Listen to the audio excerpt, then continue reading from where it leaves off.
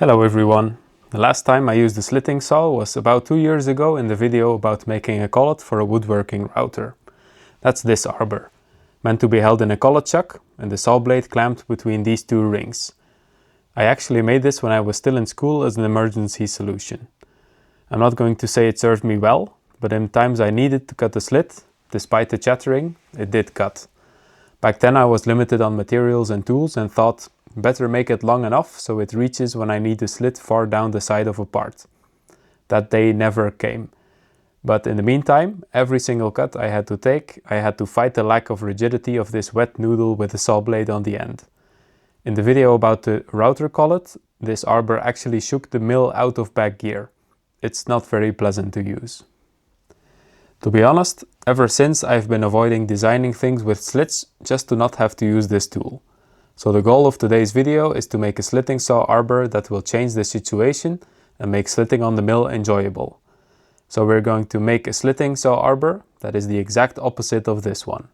It will have a large diameter body for maximum rigidity, no more collet chuck to avoid unnecessary projection length from the spindle bearings, and a nice low profile cap so we can slit close to any other material that might be below. So I came up with this. I already had this face mill arbor laying around, which I think we can all agree is a good start in terms of rigidity. From there, it's not hard to make up an adapter to accept a saw and a cap. You might notice this saw is different from my old one.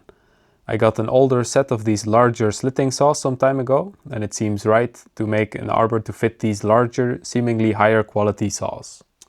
I also just want to mention that I'm not the first to think of this arrangement to make a slitting saw arbor. I found a video by Brian Lamb, which I highly recommend you watch as well. He seems to have a heavier machine, but he manages to take an absolute monster cut with his similar saw arbor. It's very impressive. I'll put the link up. I'll switch to machining now and I'll talk you through some design elements while the parts are being made. At the end of the video, I'll be doing some demonstrations. The parts will be made from 42 Chromo S4V steel. I'm not really sure what the S4V is really supposed to do in this alloy, but it's similar to 4140 steel. I have a feeling the sulfur would make it chip better, but the vanadium at the end is throwing me off.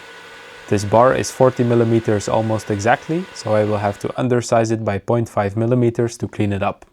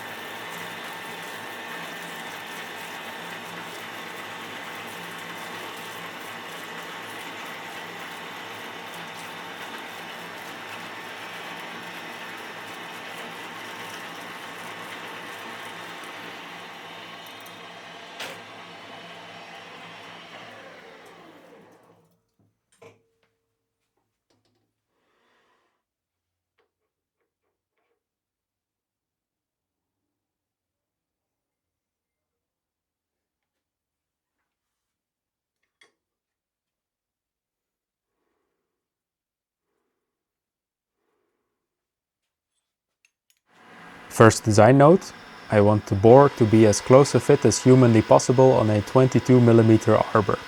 That means I'm aiming for 22.01mm to still be able to install it by hand somewhat easily. On a short and simple part like this, it should be no problem to hit a dimension like this dead on if you balance your cuts.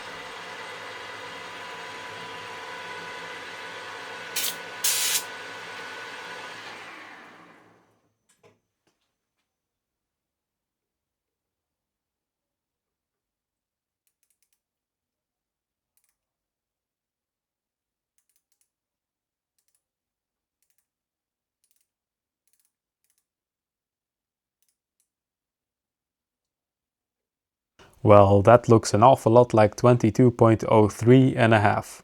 Who said again this was going to be a problem? Okay, no biggie. There's more left on that stick of material. Let's just try again.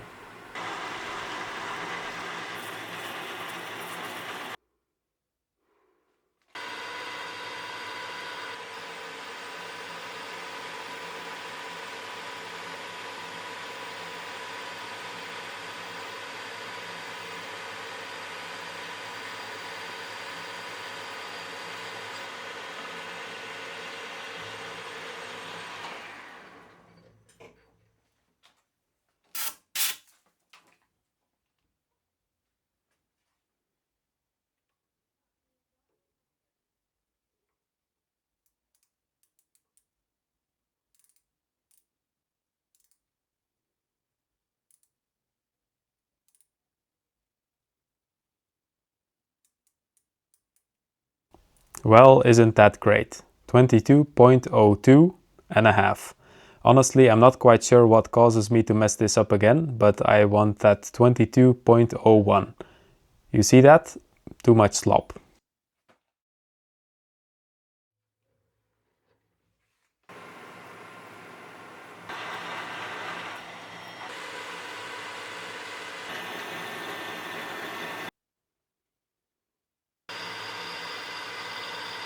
Okay, now I'm pulling out a little trick.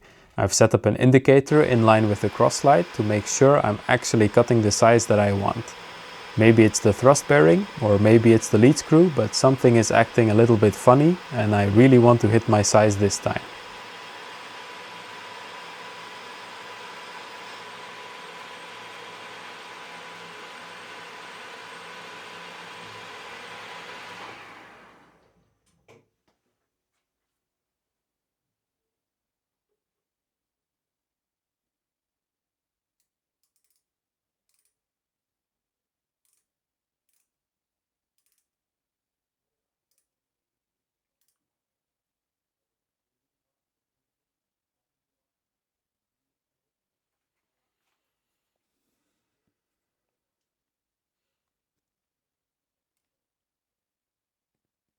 And that looks like 22,013 microns to me. We can proceed. See, now that's the fit I want.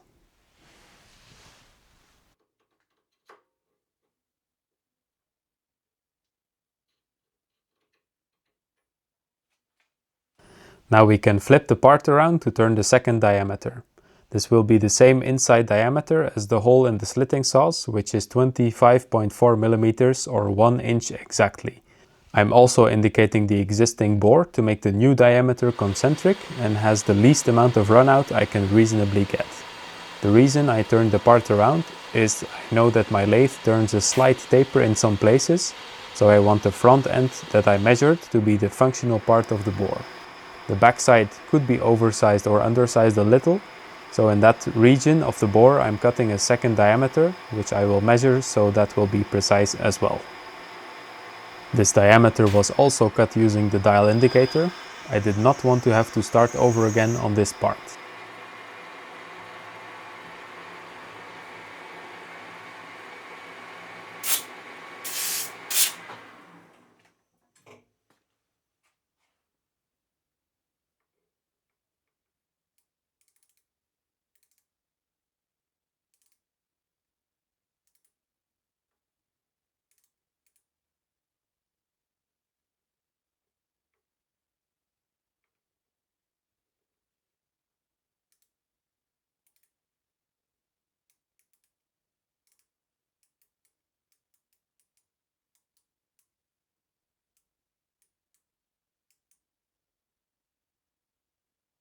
That looks like 25.21 and a little bit.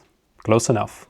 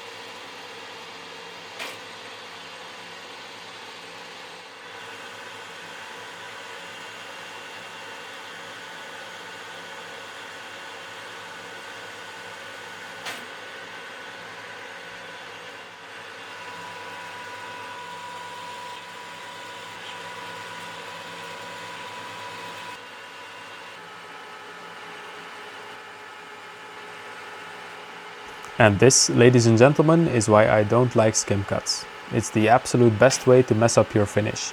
This happened because I messed up my balanced cuts and didn't leave enough for the last pass. Also, it's under the minimum material condition, which we have already established is a crime punishable by a trip to the recycler.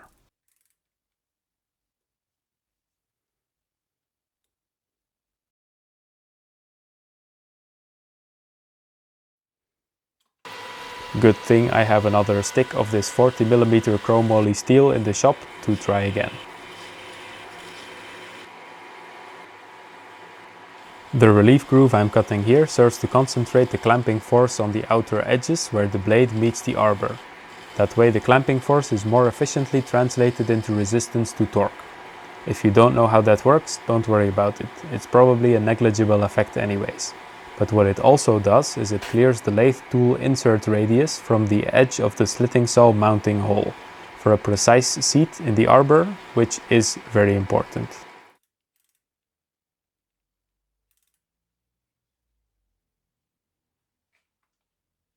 Hello darkness, my old friend. The part is undersized again.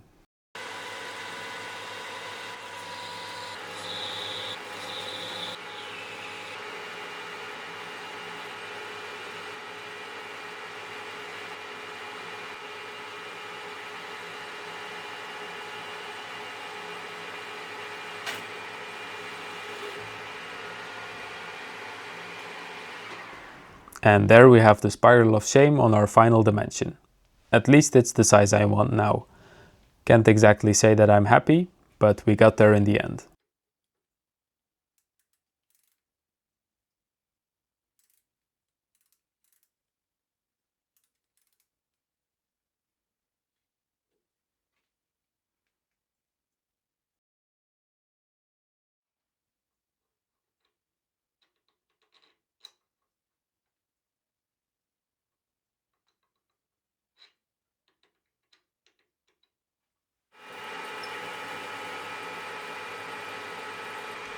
The relief that I'm cutting now ends exactly where later the bolt head will bear on the inside of the cap. The reason I'm relieving the outside is because we're clamping on a tight fit and everything that is under the bolt head will compress and deform, making the diameter under the bolt head larger, possibly stealing some clamping force from the saw blade in the form of friction within the hole. This is a hypothesis on my part. I haven't tested or researched this principle, but it's easy enough to undercut the cap a little bit to be on the safe side. Make sure you leave enough height on the cap to accommodate your thickest saw, plus a little extra to register in the bore.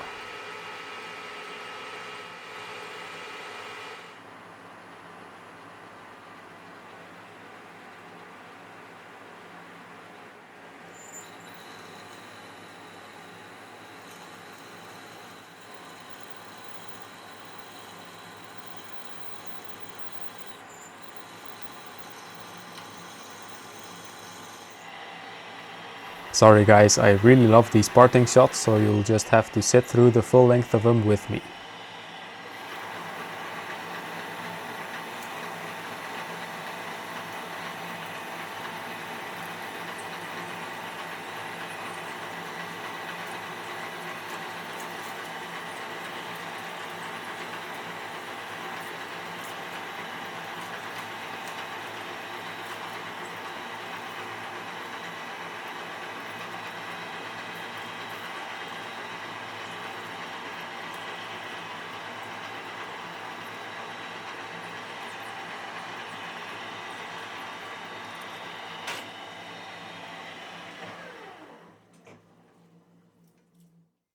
Another advantage of the relief is I can clamp on that and not mess up the precision diameter I've just turned. Before counterboring the cap, I'm indicating it straight so the bolt head will be seating straight as well. I plan to clamp this bolt to its limit every time I use it, and if it's not straight, that may cause some problems.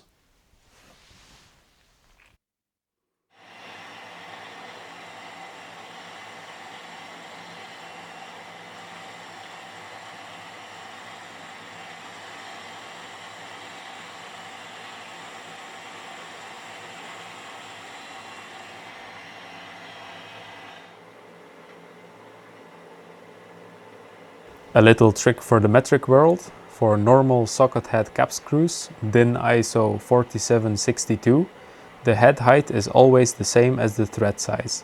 That makes it very easy to come up with a good looking counterbore depth without measuring.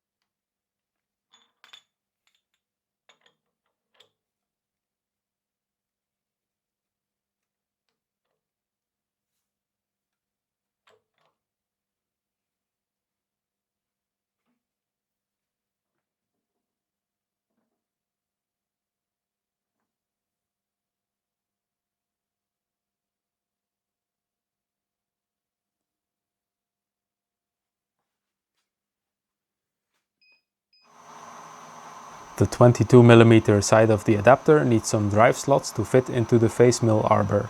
I'm using a 9.5mm end mill to make a 10.2mm slot, so I have plenty of room on each side to step over and leave a nice finish.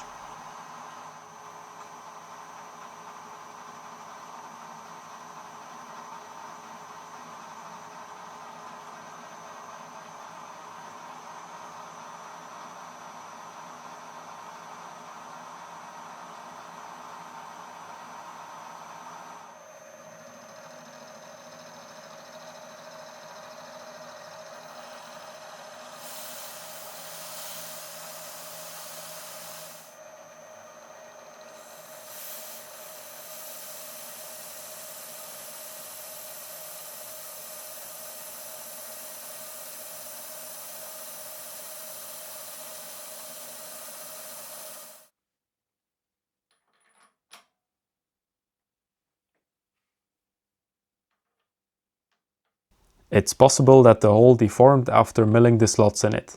This feels even tighter than before.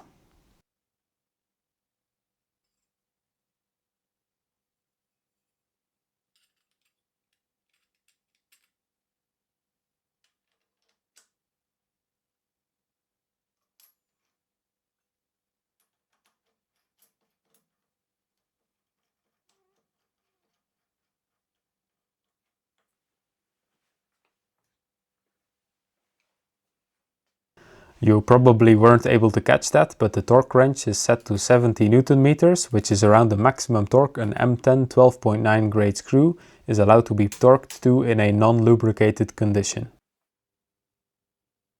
Mounted into the spindle, and we have some runout, but luckily I have just the solution.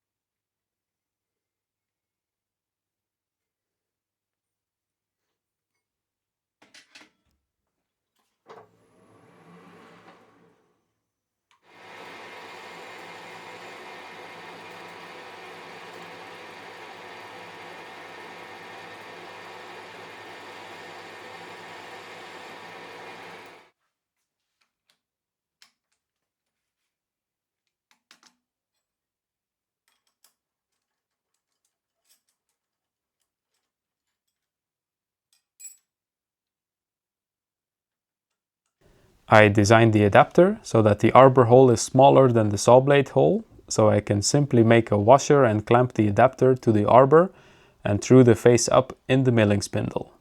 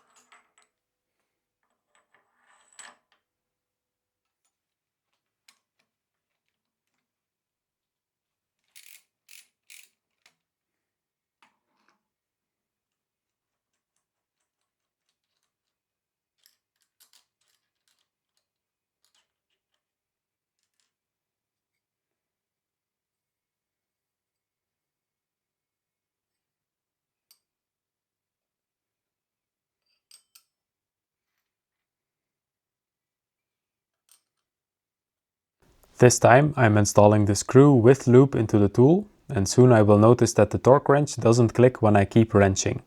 This is because with a loop, especially with solid lubricant particles such as molybdenum disulfide in there, the bolt tension is significantly increased with the same fastening torque.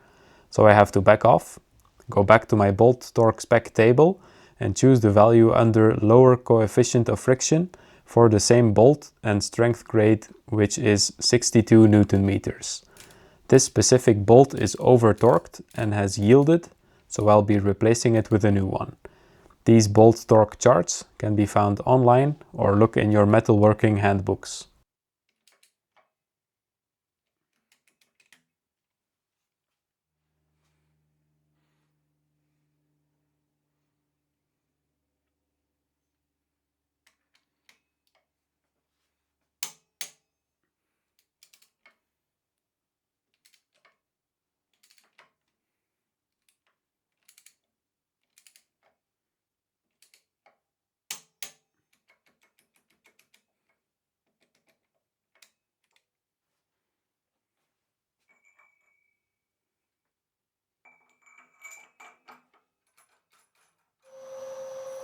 Time for a test cut.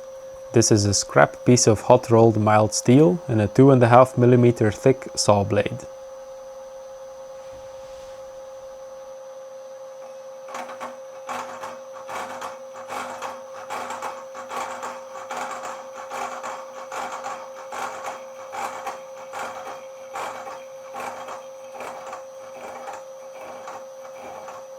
A careful cut at first to try out the waters, but the second cut will slice all the way through.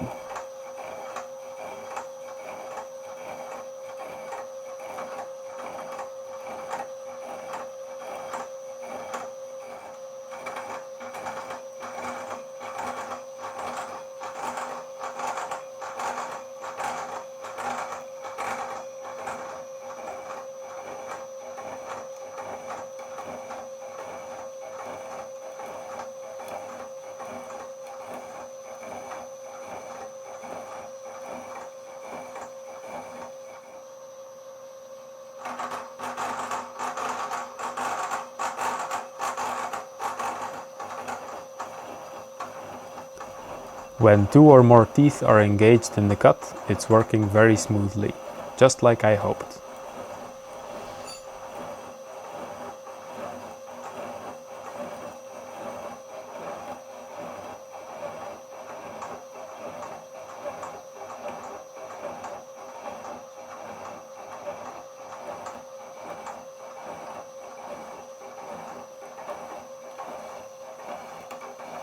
Coolant would be ideal for this kind of cut, but the coolant setup in my mill is currently not working, so cutting oil will have to do.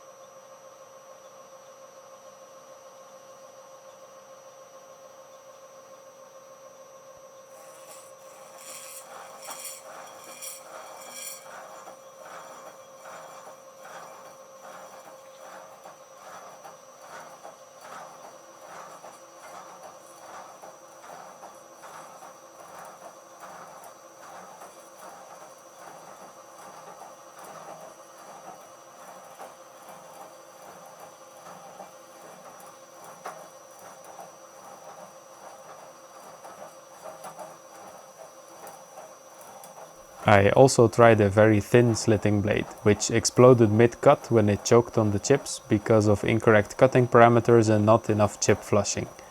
Notice the saw never slips, it just disintegrates. Wear your safety glasses.